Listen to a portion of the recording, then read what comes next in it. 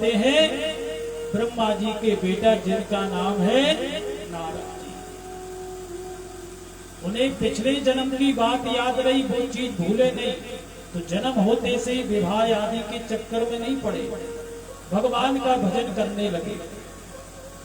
इतना भगवान का भजन करा कि नारायण को भी याद आ गई, कही बेटा तुम बहुत अच्छा भजन करते हो, ये मेरी बीड़ा है तुम्हें दे देता हूँ, अब इससे बजा बजा करके बढ़िया भजन करना। कैसी है भगवान की नारायण की बीड़ा समझिए। देव दत्ता में मां बीड़ा, देव दत्ता में मां बीड़ा, देव दत्ता में मां बीड़ा, विभूषिता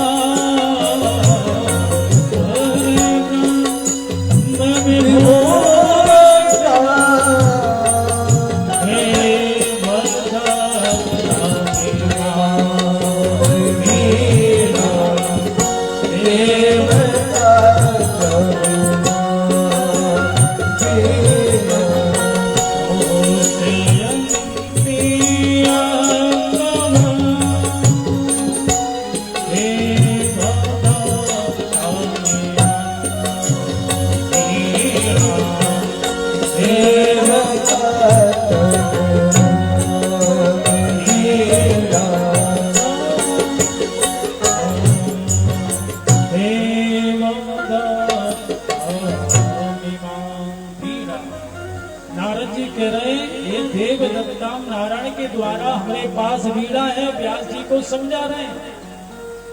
अरे व्यास जी चिंता छोड़िए, हम तो दासी पुत्र थे पहले जन्म में, पर भगवान के भजन का चमत्कार देखिए कि ब्रह्मा जी के मानस पुत्र बने, और हमारे हाथ में जो वीणा है ये भगवान नारायण ने दी कि बेटा अब इस पे गा गा करके भजन करो। देव दत्ता मिमाम वीणा, पर वो वीणा कैसी है? स्वर ब्रह्म विभूषिता, उसी नारायण के शब्द निकलते हैं, लक्ष्मी नारायण नारायण नारायण, स्वर ब्रह्म विभूषिता। तो कहने लगे व्यास जी भगवान के चरणों का आश्रय लीजिए। तब गोविंद के चरणों का आश्रय लेकर के श्रीमद् भागवत की रचना करी। रचना करके भगवान नारायण की सेवा में लेके गए कि प्रभु आशीर्वाद दे दीजिए इसको। तो लक्ष्मी मैया चरण चाप रही थी भगवान नारायण के, कहने लगे ये क्या है? तो व्यास जी ने कहा भागवत, अर्थात भगवान जो आपने बोला वो ही मैंने इसमें लिखा है। भागवतः प्रोक्तम भागवतम।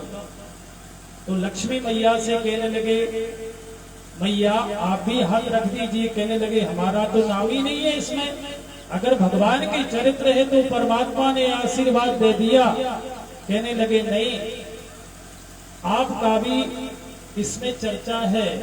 भगवत्यः प्रोक्तम भागवतम, इसका अर्थ ये भी होता है कि जो भगवती ने बोला वो ही भागवत है।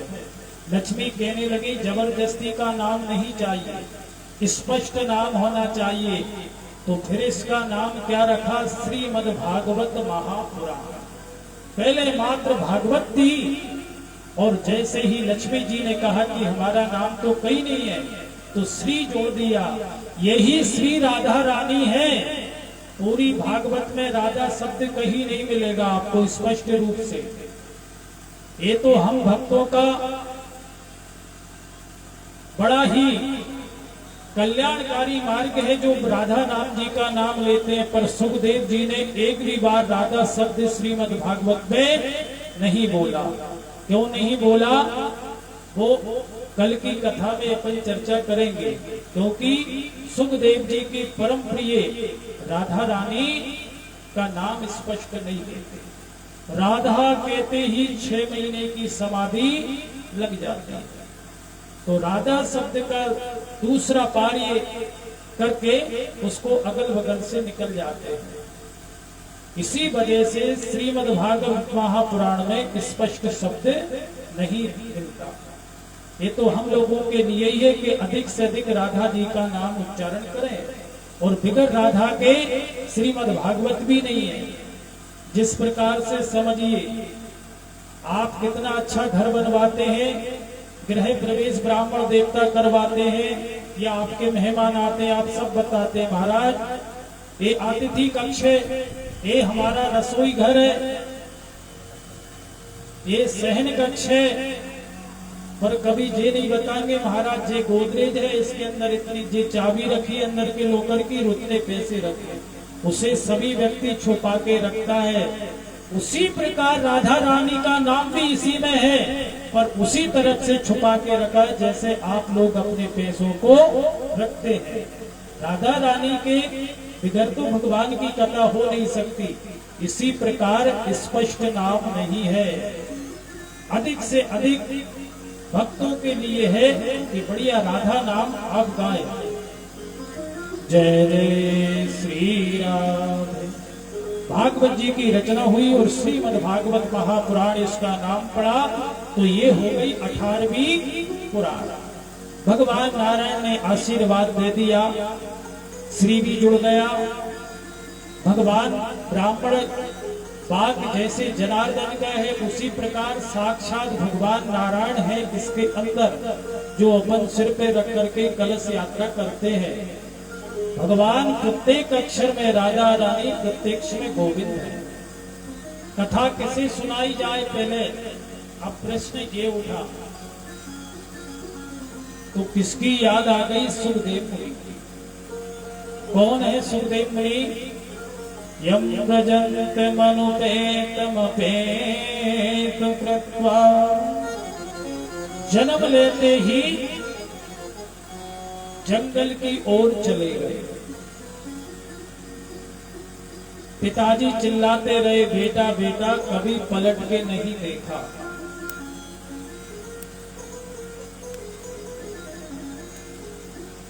आज जब उसी बेटा का पता लगाए तो कैसे लगाए? प्रश्न ये है। बेटा आगे जा रहे हैं, पिताजी व्यास जी चिल्ला रहे हैं, बेटा बेटा, पर कभी सुखदेव जी ने पलट के अपने पिता की ओर नहीं देखा। जन्म लेते ही प्रभराज हो गए। तब व्यास जी ने अपने 2-3 शिष्यों को बुला करके श्रीमद् भागवत के 2 श्लोक रटाए कि जहां भी गोविंद की कथा होगी, अगर किसी के मेरे बेटा के कान में पड़ जाएगी तो निश्चित ही खिंचाव हो जाएगा, क्योंकि भगवान का नाम है कृष्ण। कृष्ण का मतलब ही रहता भटकते हुए जीवात्मा को अपनी ओर खींच ले, उसी का नाम होता है कृष्ण। तो 2 श्लोक रटा दिए,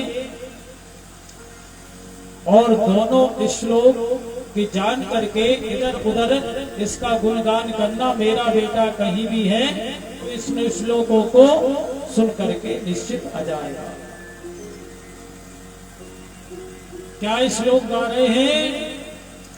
वराह पीडम नटवर वपहो कर्णयो कर्णिका। भगवान कृष्ण के कर्णों में कनेर के फूल लगे हैं। वराह पीडम, भगवान का रूप कैसे? बर, और भगवान है दूल्हा। जब बनते हैं व्यक्ति कसर नहीं छोड़ते, क्योंकि एक ही दिन मिलता है दूल्हा बनने के, बाकी के दिन सजने का मौका मिलता ही नहीं है पुरुष वर्ग को। तो उस दिन पूरी कसर निकाल लेती है जीवन की, जिस दिन दूल्हा बनते हैं। पर भगवान कृष्ण है नटवर, वरों में भी सबसे श्रेष्ठ नटवर। ऐसे हैं कृष्ण कन्हैया, जिनके कानों में कनेर के पुष्प लगे हैं। गौ माता को चराते हुए गौ माता के फूल से धूल उड़ रही है, जिसको बोलते गौ धूली बेला। भगवान बंसी बजाते हुए प्रविष्ट कर रहे हैं। वराह पीडम नटर रूपहु कर्णयो कर्णिकारम। जैसे ही श्लोक उनके कानों में पड़ा, कहने लगे, भैया इतना सुंदर व्यक्ति कौन है? सुखदेव की समाधि टूट गई। अरे भगवान की कथा समझिए। विषयानंद तो विषयानंद, ब्रह्मानंद भी फीका पड़ जाता है भगवान की कथा के आगे। जो सुखदेव मुनि अपने पिताजी को छोड़ के चले गए थे, ब्रह्म समाधि में लीन थे, पर जैसे ही भागवत के श्लोक पढ़े तो समाधि छूट गई। कहने लगे भैया इतना सुंदर व्यक्ति कौन है? और जैसे ही समाधि खुली फिर थोड़ा सा ज्ञान हो गया। क्या हो गया कि भैया जो व्यक्ति जितना ज्ञानवान होता है, जो व्यक्ति जितना सुंदर होता है, उतने ही उसके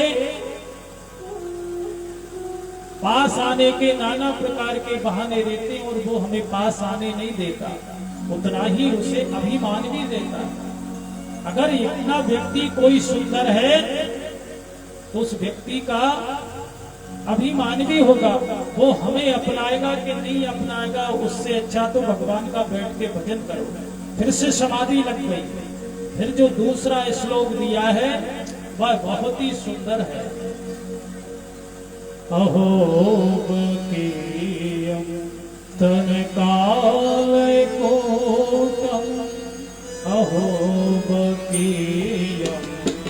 तन काल कोटम, अहो तन काल कोटम। अर्थात पूतना अहो बकीयम।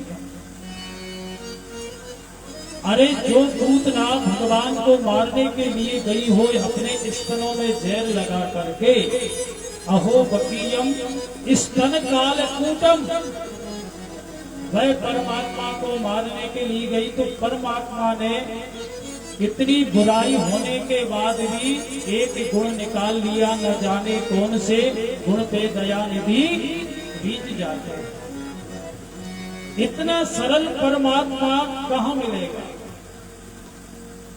जिस परमात्मा को देखो, ना तो धाम अच्छा था पूतना का, नाम ही पूतना, ना कर्म अच्छा, ना कुल अच्छा, और भगवान को मारने के लिए गई तो भगवान ने एक अच्छाई देख ली। क्या कि भैया बुरी भली जैसी सही, पर काम तो मेरे माँ जैसी करने आई। और मौसी, माँ से भी बढ़ के स्थान होता है मौसी। ये तो भगवान की कृपा है कि हम मनुष्यों में जब करण कारण करते हैं तो प्रभु किसी न किसी गुण पर रीत जानते हैं और सभी गुणों पे पर्दा डालते हैं। न जाने कौन से गुण पे दया निधि रीत जाते हैं। जय जय श्री राधे। न जाने कौन से गुण पर, न जाने कौन से गुण पर दया निधि दीज जाते। न जाने कौन से गुण पर दया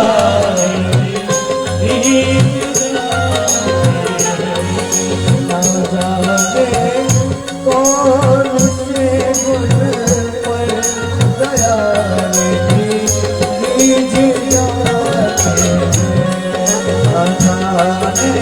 कौन से गुण पर दया निधि जाते।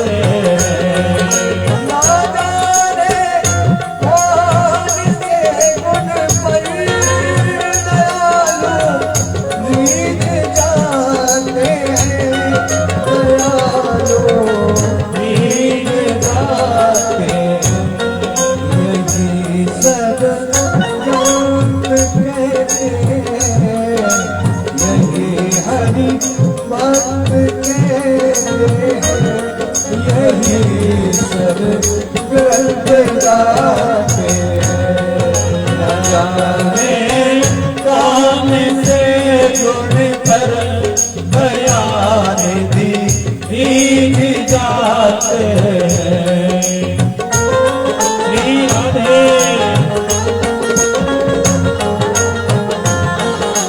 श्री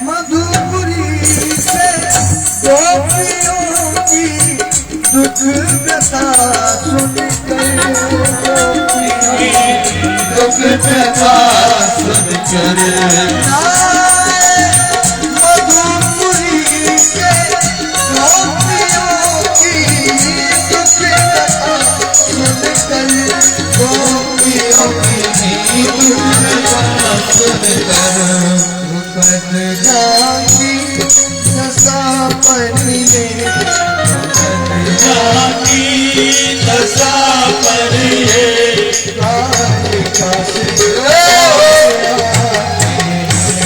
न जाने कौन से गुण पर दया निधि निधि जागे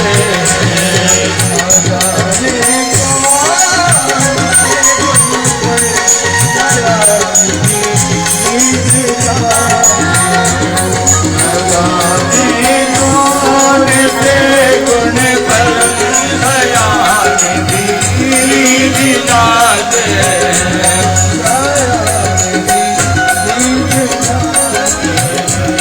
दया निधि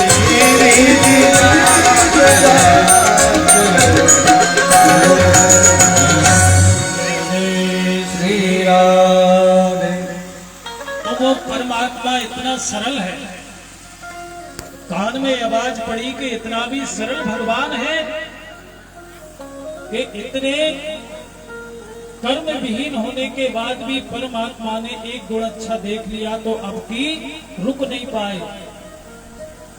सुखदेव जी आके कहने लगे भैया और श्लोक सुनाइए, तो शिष्य कहने लगे हमारे पास 2 ही श्लोक हैं, अगर अधिक सुनना है तो हमारे गुरुजी के पास चलिए।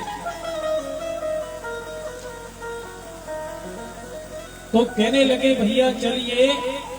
तो कई वर्षों पहले कभी पलट के भी नहीं देखा अपने पिताजी को सुखदेव मुनि भागवत के श्लोक सुन करके ब्रह्म समाधि छोड़ करके भागे भागे आ गए, क्योंकि भगवान के श्लोकों का जो रस उनके कान में पड़ा तो खिंचे खिंचे चले आए।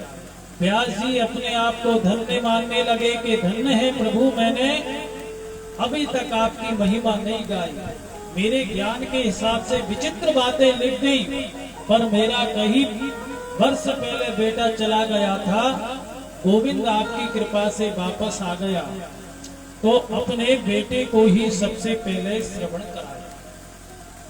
सुखदेव मुनि, उन्हें लिंग का ज्ञान नहीं है, कौन स्त्रीलिंग है कौन पुल्लिंग है, सब एक समान दिखते हैं, ऐसी समाधि में रहते हैं सुखदेव मुनि। उनकी आयु का वर्णन आता है अष्टदौ, ये नहीं लिखा कि 16 वर्ष, क्योंकि 16 वर्ष के बालक में विकृति आ जाती है, पर है सुखदेव मुनि 16 वर्ष के, पर भागवत में लिखा है अष्टदौ, 8 दूनी 16। जैसे 8 साल के बच्चे में आज भी विकार नहीं है इस कलयुग में, उसी प्रकार सुखदेव मुनि इन चीजों से परे हैं। जैसे ही सुखदेव मुनि जा रहे थे तो कुछ जल में स्त्रियां नहा रही थी, तो जैसे ही निकले तब उन्हें दिक्कत नहीं हुई। जैसे ही उनके पिताजी आए बुढ़े तो उन्होंने मुंह ढके, तो पिताजी ने प्रश्न करा कि मेरा बेटा अभी गया था जवान, तब तुम्हें शर्म नहीं आई?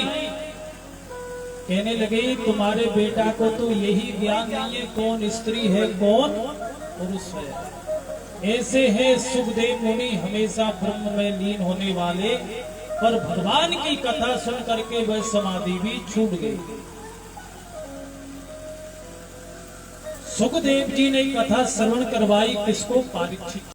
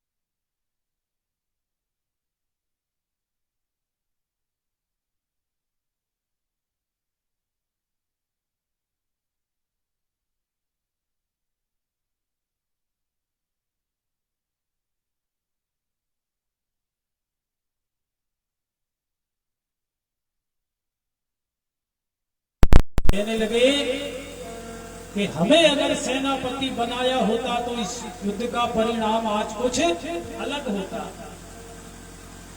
कहने लगे मित्र, मैंने तुम्हारा वर्चस्व देखा है, चौतरफा जय जयकार होती थी, आज देखो क्या दुर्दशा हो गई। दुर्योधन कहने लगा कि जो होना था वो तो हो गया, पर अब क्या कर सकते हो वो बताइए। तो कहने लगे कि अब तुम्हें क्या चाहिए ये बताओ मित्र। कहने लगे हम थे 100 भाई और हमारे शत्रु हैं 5 भाई। आज एक भी नहीं बचा हमसे से, और मैं भी बचा हूं तो कुछ घड़ी का ही मेहमान हूं। पर मित्र अगर कुछ करना चाहते हो तो मेरी यही इच्छा है कि मेरे दुश्मनों में से अगर एक भाई भी कम हो जाएगा तो मरते मरते मुझे शांति मिल जाएगी। समझिए दुष्ट व्यक्ति कितना बुरा होता है। अरे खुद तो मर ही रहा है, पर क्या बोल रहा है कि अगर 5 में से एक भी कम हो जाएगा तो मरते मरते मुझे शांति मिलेगी। कहने लगे मित्र, तुम एक की बात करते हो, मैं तुम्हें 5 का शीश ला करके देता हूं। अश्वत्थामा चला गया। अर्धरात्रि का समय था, भगवान समझ गए। कहने लगे पांडवों से कि आज विजयश्री का दिन है, चलो कहीं धूमधाम से विजयश्री मनाएंगे। और जो पांडवों की सैया थी, उन पांडवों की सैया पर भाग रही है, बटवा नहीं है। पांडवों की सैया पर उनके बेटे अश्वत्थामा ने वही करा जिस प्रकार से उल्लू दिन में किसी वृक्ष पे अधिकार नहीं कर सकता, पर रात में उसे दिखता है, ऐसा आक्रमण करता है कि सभी जीव जंतुओं को भगा देता है, अकेला साम्राज्य कर लेता है। उलूक न्याय। उसी प्रकार अश्वत्थामा ने सोते हुए पांडवों के जो पुत्र थे, भीम का बेटा भीम जैसे पिता उसी प्रकार की संतान, उसमें गुण, उसका शरीर उसमें वही झलकता है, आज नहीं तो कल, क्योंकि पिता का ही तो अंश है। तो उसने पांडवों को ही समझ करके सोए हुए द्रौपदी के 5 बेटों का शीश काट करके ले आया। दुर्योधन से कहा मित्र देखो, तुमने तो एक का कहा था, हम 5 लेके आए।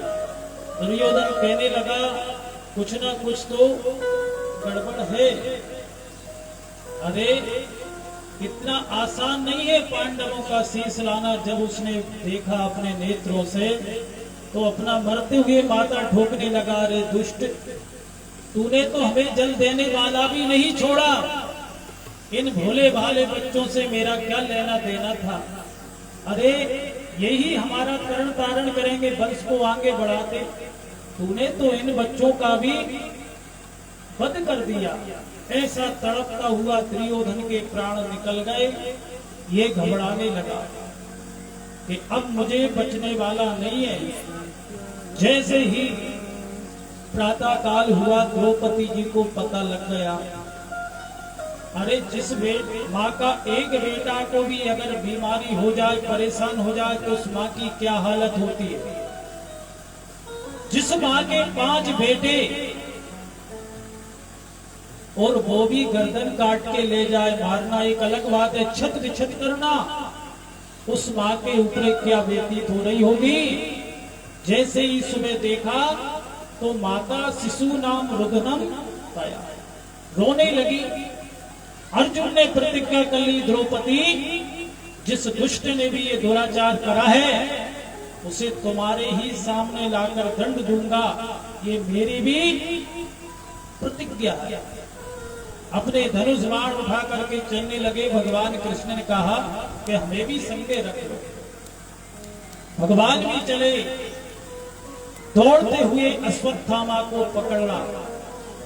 जैसे ही पास में पहुंचे तो अश्वत्थामा ने ब्रह्मास्त्र चला दिया। तो भगवान ने आज्ञा करी कि तुम भी चलाओ, पर अर्जुन को ब्रह्म अस्त्र चलाने के साथ शांत करना भी आता था। कि आपस में न टकराए। भागते हुए अश्वत्थामा को पकड़ लिया, रस्सियों से जकड़ करके भगवान कहने लगे इसी समय मार दो, क्योंकि अगर इन्हें पाल पोस के घर में रखोगे या किसी जेल में डाल दोगे तो इनके प्रति भी छुड़ाने वाले 1000 पैदा हो जाएंगे। क्योंकि अभी व्यक्ति की आजादी पे जो भारत की दुर्दशा हो रही है कि हर व्यक्ति को आजादी है, भारत तेरे टुकड़े होंगे कुछ भी कह लो, ये व्यक्ति की अभी आजादी है। इसी वजह से भगवान ने कहा इस दुष्ट को अभी मारो। अरे अपराधी तुरंत अपराध करा, पकड़ा गया, फिर क्या जरूरत है कोर्ट कचहरी की, मार डालिए। कहने लगे केशव इसे अभी नहीं मार सकता, क्योंकि मैंने प्रतिज्ञा करी है द्रौपदी कि तुम्हारे सामने ही ला करके मृत्यु दंड दूंगा। भगवान ने तो कहा था मार दीजिए, पर नहीं मारा। अश्वत्थामा को लेकर के आ गए और जान करके द्रौपदी जी के चरणों में छोड़ दिया। द्रौपदी जी दूर हट गई। मुच्यताम मुच्यताम ऐसा, जैसे ही देखा गुरु जी का पुत्र है तो दूर हट गई। कहने लगी आप किसको लेके आए हैं? आपको कुछ लज्जा नहीं आती? गुरु जी के पुत्र हैं और गुरु का बेटा भी गुरु के ही समान होता है। अर्जुन कहने लगे देवी जी ये वही हत्यारा है जिसने 5 पुत्रों का वध करा। द्रौपदी कहने लगी कि हत्यारा बाद में है, गुरु जी का पुत्र पहले है। अब समस्या बड़ी, स्थिति विषम हो गई। अर्जुन ने प्रतिज्ञा करी, क्षत्रिय कभी प्रतिज्ञा से अलग नहीं हो सकते, जो उन्होंने बोला है वो करते हैं। रघुकुल रीत सदा चली आई, प्राण जाए पर वचन न जाए। अब अर्जुन ने प्रतिज्ञा करी थी वध करूंगा, और द्रौपदी जी कहने लगी कि ब्राह्मण वधहीन नहीं होना चाहिए। ब्राह्मण कितना भी गया गुजरा क्यों ना हो, उसका वध होता ही नहीं है। उसे अभिमानित करके सभा से निकाल दो, उसका अपमान करना ही वध होता है। पर भीम कहने लगे तुम लोग छोड़ दो, पर मेरी गदा से ये बचने वाला नहीं है। आधे बोल रहे छोड़ दो, और भगवान कृष्ण कन्हैया एक तरफ खड़े होकर के ये सब चीज सुन रहे। अर्जुन ने कहा कन्हैया तुम ही बता दो क्या करें। तो भगवान कहने लगे हमने तो पहले ही बोला था इसी समय से मार दो, पर तुमने हमारी एक नहीं मानी। अब क्या करा जाए? भगवान कहने लगे अपने बड़े भैया की बात मानो। तो धर्मराज जी कह रहे थे पंडित जी का बालक है, गुरु जी का मत मारो। और भगवान ने ये भी कह दिया अर्जुन तुम हो क्षत्रिय, तुम्हारी प्रतिज्ञा भी न टल जाए। तो भगवान की सब बातें गोल मटोल। अब अर्जुन कहने लगे कन्हैया तुम हमें सुलझा रहे हो कि और उलझा रहे हो? इधर कहते हो कि ब्राह्मण बालक है, गुरु जी का मानना नहीं चाहिए, उधर कहते हैं कि बड़े भैया ने आज्ञा दी उसका भी पालन, और इधर ये भी कहते हो कि आप क्षत्रिय हो अपनी प्रतिज्ञा भी ध्यान रखना। क्योंकि भगवान की कथा भी ऐसी है और भगवान का जो ज्ञान है वो भी जलेबी की तरह ही है, अच्छे अच्छे इनको समझ में नहीं आता। जब ही तो दुष्ट लोग भगवान के बारे में अनादर बात करते हैं भगवान कृष्ण के कि भगवान ने ये करा, तो भगवान ने सबसे पहले जहर भी पिया है। तो थोड़ा सा जहर पी के भी कभी आप करें भगवान की और उपाधि लेने के लिए।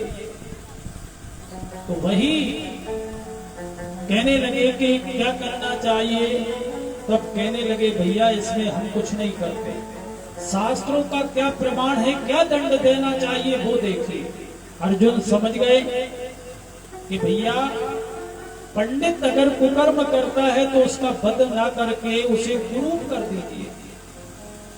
अरे वध करने पे तो एक ही बार कष्ट होता है, अगर आपने कुरूप करके उसका मान विहीन करके भगा दिया तो जब भी उसे याद आएगी उतना ही कष्ट होगा। मरने पर तो एक ही बार व्यक्ति कष्ट होता है और मर जाता है। जिस प्रकार से राजा की आज्ञा का भंग कर दो उतना ही कष्ट होगा। नरेंद्राणाम आज्ञा भंग्यानाम और ब्राह्मणों का मान भंग कर दिए और पृथक सैया च नारी नाम, अपनी सैया से नारी को दूर कर दो उतना ही कष्ट होगा। मरने पर एक होगा पर इसमें बार बार होगा। तो समझ गए और पकड़ करके अश्वत्थामा की जो मणि थी वो निकाल ली और धक्का दे करके उसे निकाल ली। उसने भी कसम खा ली कि मैं अब जल देने वाले तक को भी नहीं छोड़ूंगा इस कुल को। ऐसी इधर देखा कि पांडव विजय श्री प्राप्त हो गए और भगवान भी कहने लगे भैया अब तुमने विजय श्री प्राप्त कर ली, तुम्हारा घर देखो, अब कभी हमारे घर भी स्थिति देख लेंगे। द्वारका काफी समय हो गई छोड़े। तो जैसे ही माधव द्वारका के लिए जाने के लिए तैयार हुए तो बढ़िया रथ सज गया।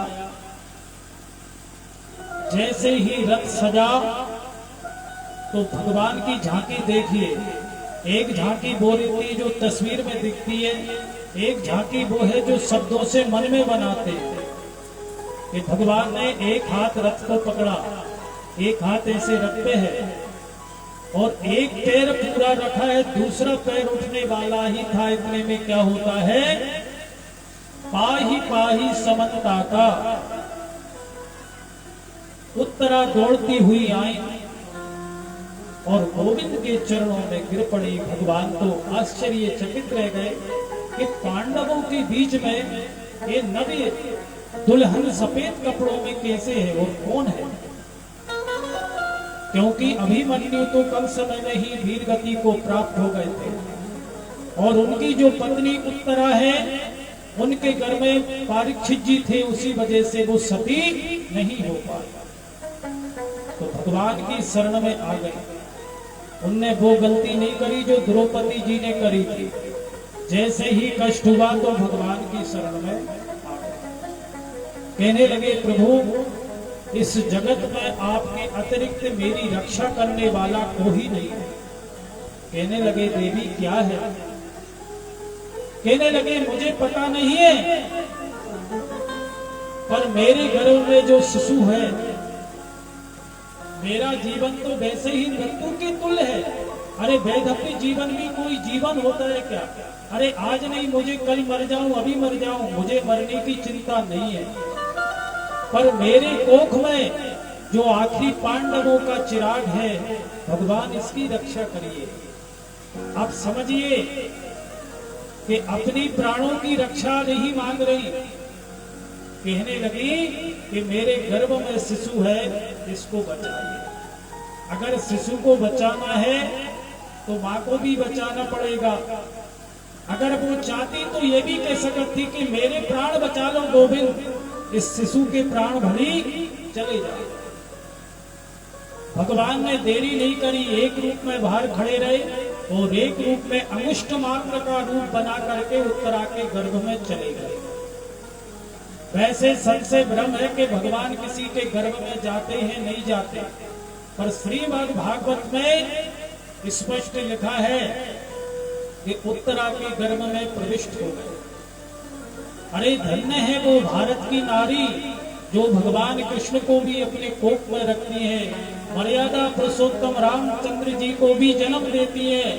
पर इन नारी से भी धन्य है उत्तरा का गर्भ जिस गर्भ में भक्त और भगवान एक संगे है।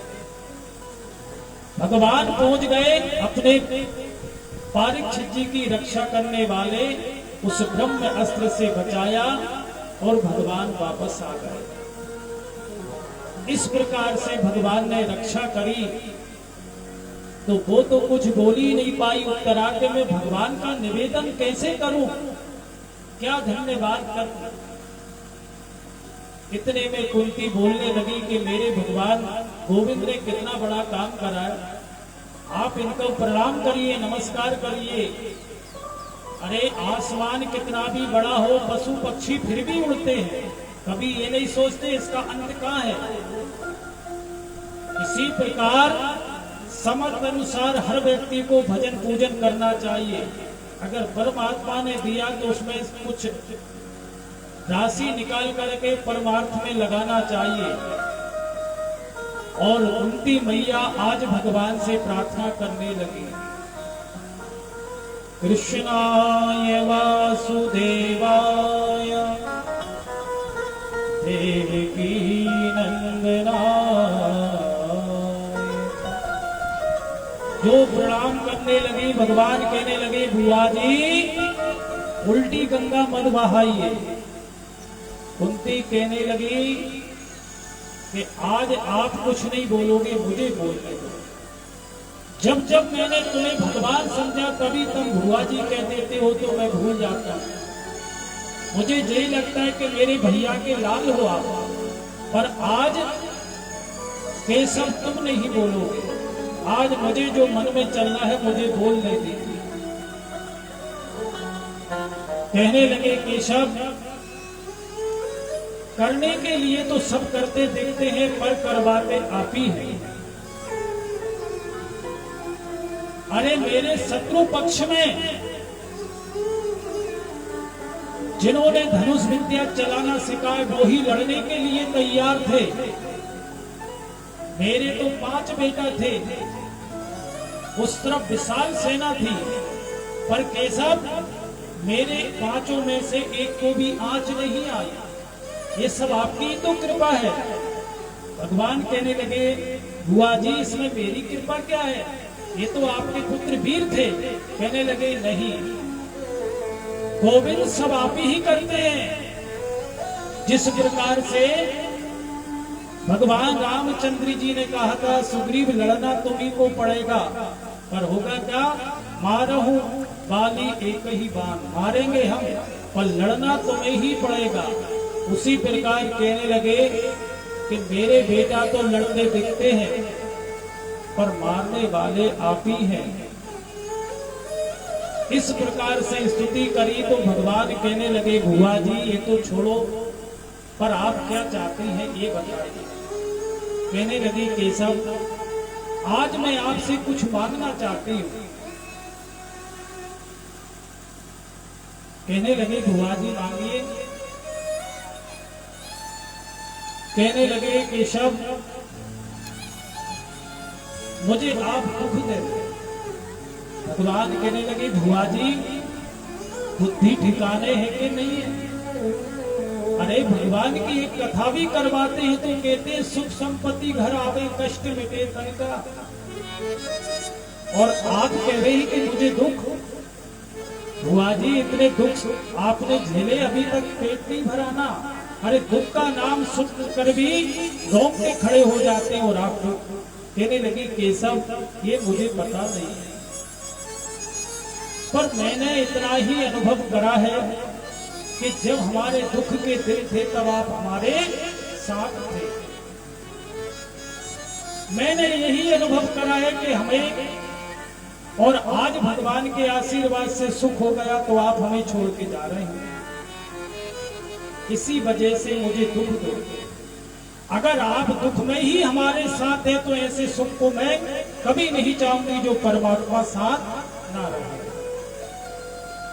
सुख भी मुझे प्यारे हैं, दुख भी मुझे प्यारे हैं। छोड़ो मैं किसे भगवन, दोनों ही तुम्हारे हैं। कहने लगे केशव मुझे दुख दो, पर भगवान दुख देंगे क्या। अरे जिसके पास जो चीज है ही नहीं वो देगा कहां से। किसी कपड़े वाली दुकान पे जाकर के आप कहो नाश्ता दे दो तो वो कहेगा भैया ये कपड़ों की दुकान है, यहाँ नाश्ता नहीं मिलता। उसी प्रकार जिस परमात्मा के दुख का है ही नहीं है कुछ। जो आनंद सिंधु सुख राशि, रसौ वैसा जिस परमात्मा के सुखी सुख का भंडार है। आप कितना भी दुख मांगिए पर परमात्मा कभी दुख नहीं देगा। कहने लगे ठीक है बुआ जी, अब हमने यात्रा स्थगित कर दी। अब आप कहोगे जब तक आप हमारे संग ही रुकेंगे। तो कुंती मैया ने दुख मांगा, क्यों मांगा उस चीज को समझें। भगवान की कथा बड़ी गूढ़ रहती है, मनन करके सजग होकर के सुनेंगे तो आपको शुद्ध भागवत की कथा ही सुनाएंगे, अन्य चीज है नहीं। कौन के घर में क्या है वो कोई नहीं रोक सकता, कोने क्या करना है ठीक है। इन कामों के संग भजन जरूर करो, तो भजन करोगे तो गलत चीजें अपने आप ही दूर होती चली जाए। पहले करने की चीज सोचो, छोड़ने की मत सोचो। जब एक बार चीज पकड़ लोगे तो दूसरी चीज अपने आप छूट जाएगी। तो इस यात्रा स्थगित कर दी और भगवान रहने लगे। पर एक रात क्या हुआ समझिए कि पूरे रात्रि में सभी पांडव सो रहे थे और धर्मराज जी अर्धरात्रि में रो रहे थे। केशव ने कहा कि भैया अब क्या दुख है तुम्हें? अरे तुम्हें विजय श्री मिल गई, जिस कुर्सी के लिए युद्ध चल रहा था वो सत्ता मिल गई, अब तो खुशी रहो।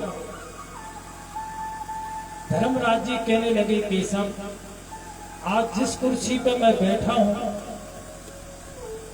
आज कोई खुशी मनाने वाला नहीं है। अगर हम कोई अच्छा काम करें खुशी मनाने वाला ना हो। अरे जिन्हें मैंने मारा वो भी मेरे। आज उनकी पत्नी सफेद साड़ी पहन करके अपनी मांग का सिंदूर विहीन देख करके मुझे आत्मगिलानी होती है। भगवान समझ गए कि जे समझ रहे हैं कि हमने ही महाभारत जीत लिया। भगवान बार बार समझा रहे हैं पर समझ में नहीं है, क्योंकि कछु व्यक्ति जो सफेद दाढ़ी गटर माला पहन के आएंगे तब उनसे ज्यादा प्रभावित हो जाते हैं। जिस प्रकार से धर्मराज जी भगवान उपदेश दे रहे हैं कि जो होना थी वो हो गया, पर धर्मराज जी समझ रहे हैं कि हमने ही महाभारत जीता है। भगवान समझ गए अब ये किसी बाबा के पास ही ले जाया जाए। क्या करा? भीष्म पिता अंतिम सांसें गिर गए थे, प्रतीक्षा कर रहे थे कि मेरे प्रभु कब आएंगे। धर्मराज जी पांडवों को लेकर के भीष्म पिताजी के पास पहुंचे। भगवान ने आगे कर दिया पांडवों को और जान करके पितामह को प्रणाम करा। पितामह ने कहा कि आपके सारथी नहीं आए, तो भगवान ने भी प्रणाम करा। प्रणाम। भीष्म पिता कहने लगे आप क्या क्या नहीं बन सकते, कोई बनाने वाला तो हो। कभी अर्जुन के सारथी बन जाते हैं, कभी पत्रवाहक बन जाते हैं। धन्य है प्रभु, आप भक्त जो बनाना चाहे वो बन जाते हैं। बड़ी सुंदर राजधर्म नीति धर्म सब प्रकार से समझाया और आज अपने जीवन में प्रकाश डाल करके भगवान से वार्तालाप कर रहे हैं पितामह कि प्रभु मेरी और अर्जुन की प्रतीक्षा कि या तो भगवान की जो अस्त्र शस्त्र उठाने का प्रणय कि मैं नहीं उठाऊंगा, या तो भगवान का मान भंग या अर्जुन के प्राण। और मैंने भी सोचा था कि या तो अर्जुन के प्राण या भगवान की प्रतिज्ञा भंग। प्रभु आपने और अपने भक्तों की रक्षा के लिए आपने अपनी प्रतिज्ञा ही तोड़ दी। धन्य है प्रभु। जैसे ही गोविंद रथ का पहिया उठा के दौड़े थे मारने के लिए, तो भगवान का पीतांबर गिर गया जमीन पर। धरती माता कहना चाह रही है कि भगवान अभी आपने प्रतिज्ञा ली थी और अभी भूल गए। कहीं ऐसा मत करना मेरे भार को उतारने के लिए आया वो भी प्रतीक्षा। तो धरती माता से भगवान कहते हैं पीताम्बर उठाती हुई कि मुझे सब ध्यान है। भीष्म पिता वो सब चीज याद कर रहे हैं अभी समय में। कहने लगे गोविंद,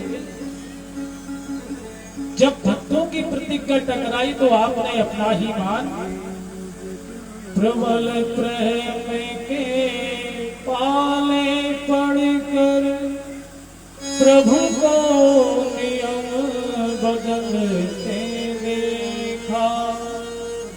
अपना मान तले तल जाए पर भक्ति कमाने ना चलते देखा। तो भगवान ने अपनी ही मान हटा लिया। कहने लगे प्रभु धन्य है आपने बहुत प्रतीक्षा करवाई। सैयों की बाणों पे सैया लगी है, इस तरफ से ऊपर निकल रहे हैं और आखिरी सांसें गिन रहे थे भीष्म पिता। दक्षिणायन सूर्य में और उत्तरायण सूर्य की प्रतीक्षा कर रहे थे। और जैसे ही गोविंद पहुंचे कहने लगे कि बहुत देर करी केशव, मैं आपकी ही प्रतीक्षा कर रहा था। इससे अच्छा समय कब मिलेगा समझिए। जन्म जन्म मुनि जतन कराई, अंत राम कहीं आवत नाई। हम हजारों जन्म यही चाह रहे हैं कि ऐसा कोई समय जाए कि जब हमारी मृत्यु हो तो राम कहते से ही प्राण निकल जाए। वो समय कब आएगा? पर मेरे प्राण निकलना है, आप सजीवन हो। अरे मरना तो आज नहीं कल है ही, अमर तो कोई नहीं है। पर इससे अच्छी मृत्यु कब होगी कि गोविंद हमारे सामने है।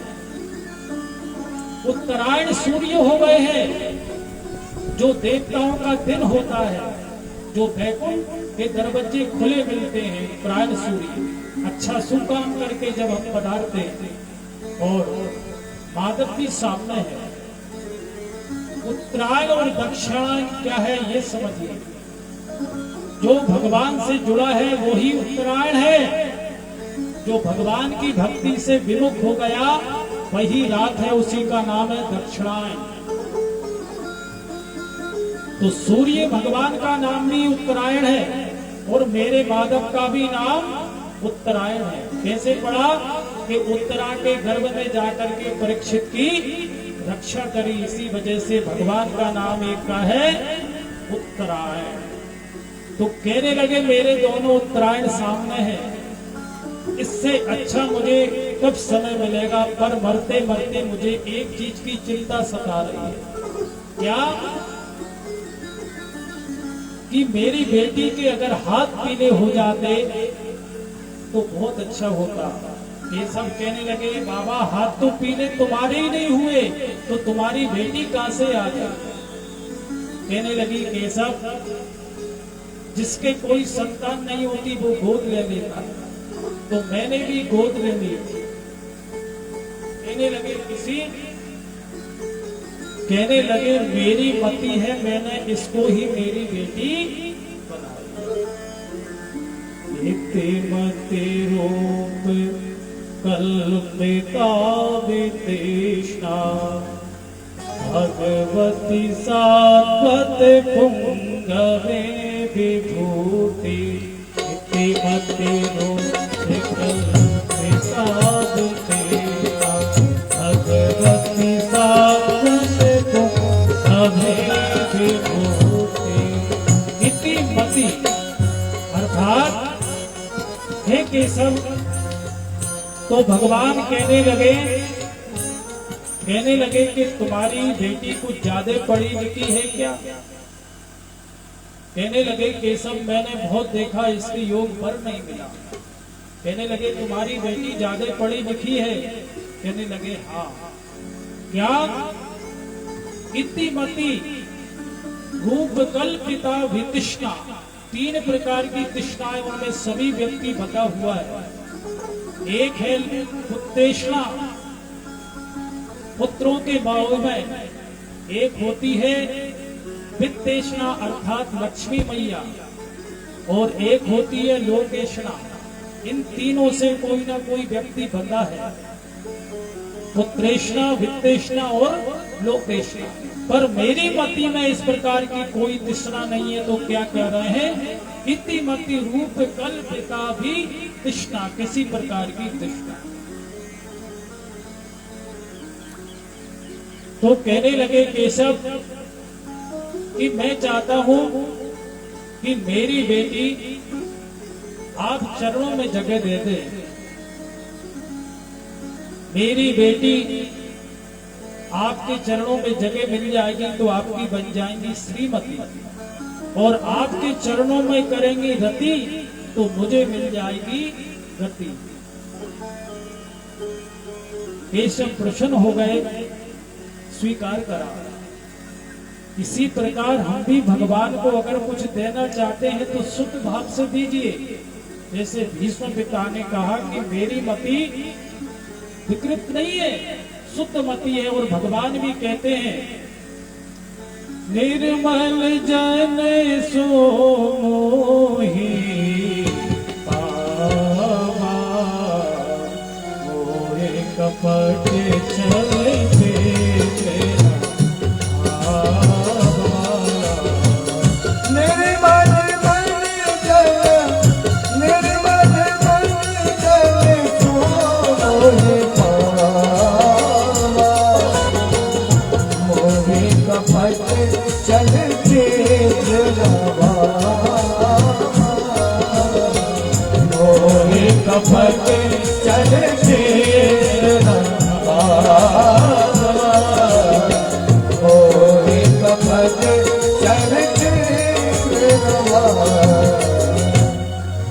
तो प्रभु को अगर देना है तो अपनी निर्मल बुद्धि करिए।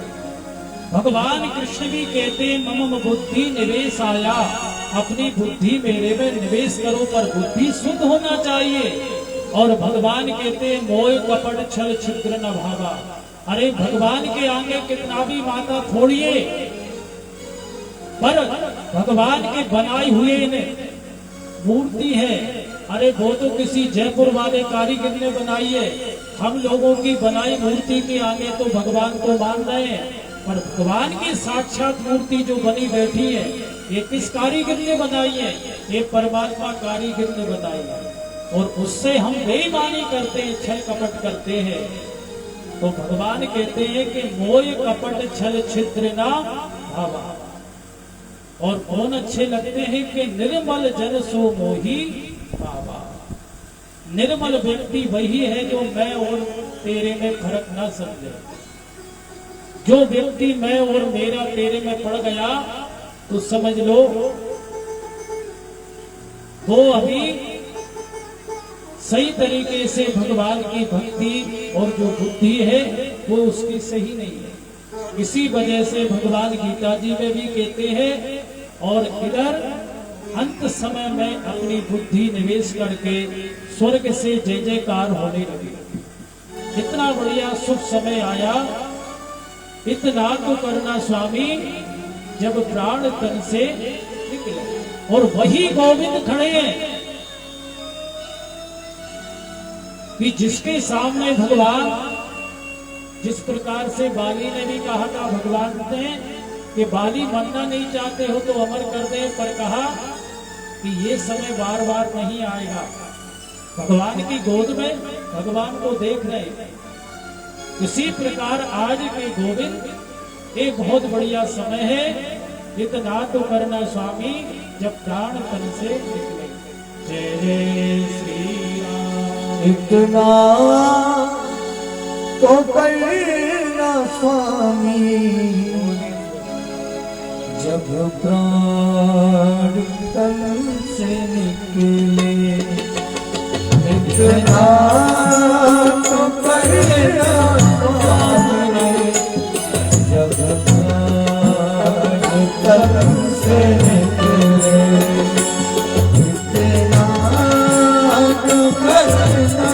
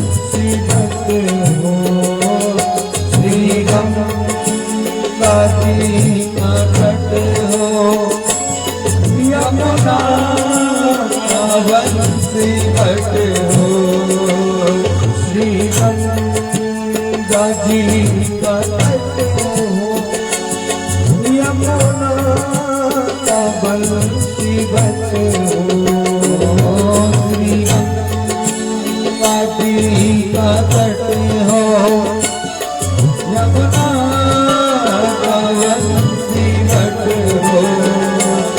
मेरा सारा निकट हो, मेरा सारा निकट हो, कब प्राण तन से निकले, ओ नाम ले चले, तन से निकले, इस नाम कबे न स्वामी, प्राण तन से निकले।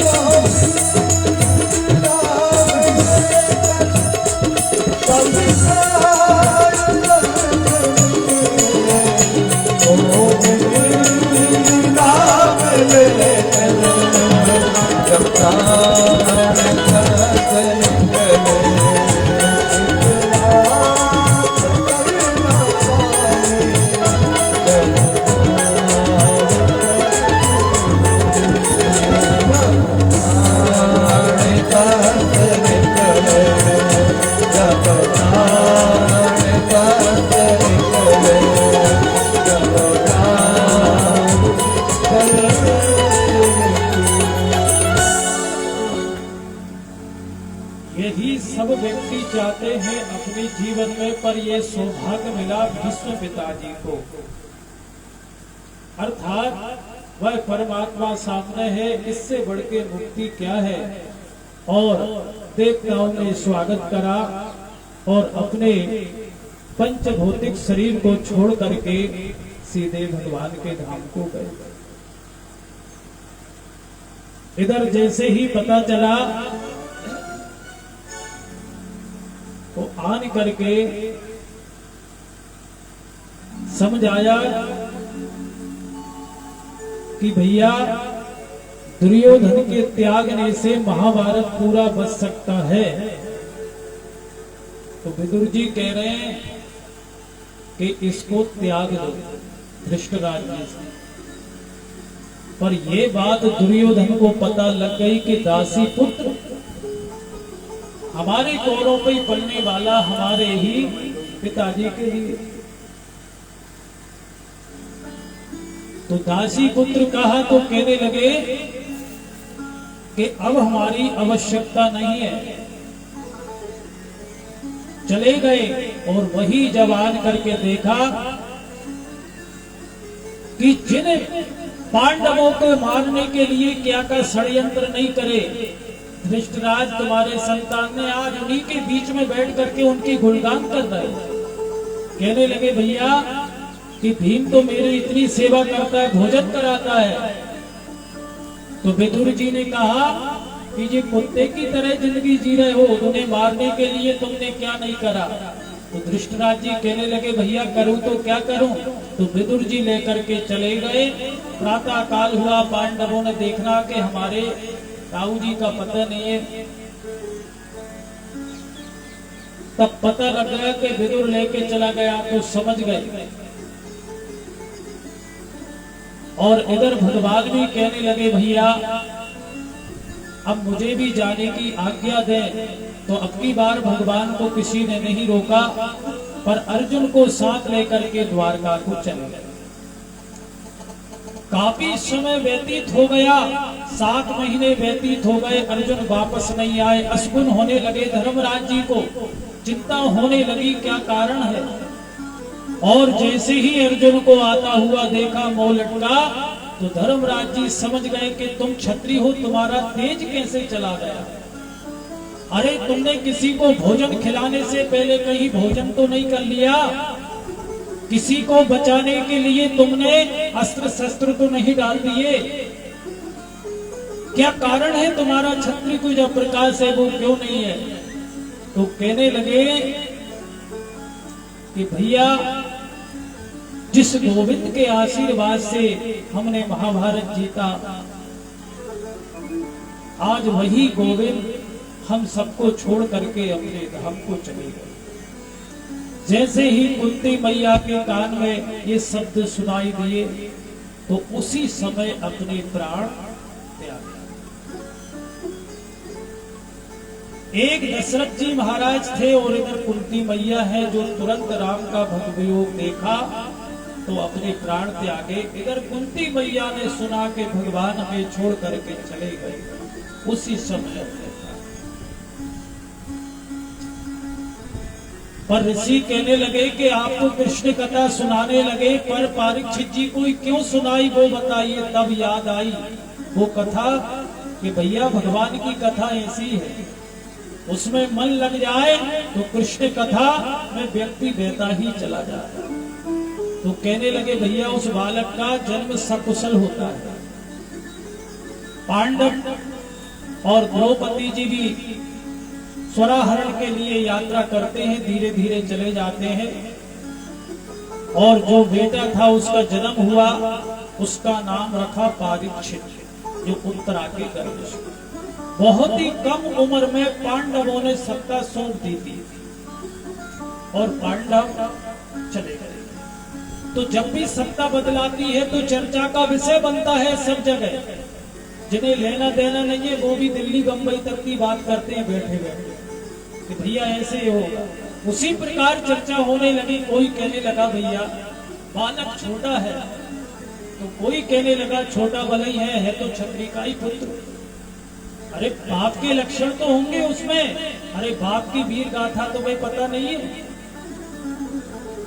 एक बार उनने सोचा कि भैया सही बात तब पता लगेगा जो मंत्री संतरी सही नहीं बताते, क्योंकि सचिव वैद्य गुरु तीन जो प्रिय बोले वह आस, तो समझ लो विनाश होना ही है।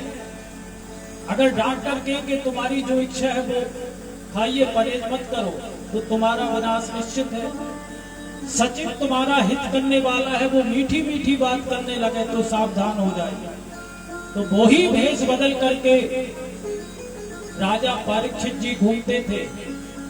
सबसे बड़े धर्मज्ञ, नीति निपुण, ब्राह्मणों के परम भक्त, शरण में कोई भी आ जाए उसे कभी वध नहीं करते थे, अर्थात उसे दंड नहीं देते। तो चारों तरफ अपने पूर्वजों की कीर्ति सुनी कि भैया ये उनसे भी अच्छे राज करेंगे। कम समय में ही सत्ता संवारी और एक बार जान करके देखा कि धरा और धरणी अर्थात गौ माता और बछड़ा एक दुष्ट पीछे उनके पड़ा। बछड़ा बात कर रहा है माता से कि माँ आप क्यों रो रही है, क्या कारण है? क्या आप इसलिए तो नहीं रो रही कि मेरी टांग टूटी हुई है, क्योंकि तीन टांग है ही नहीं है।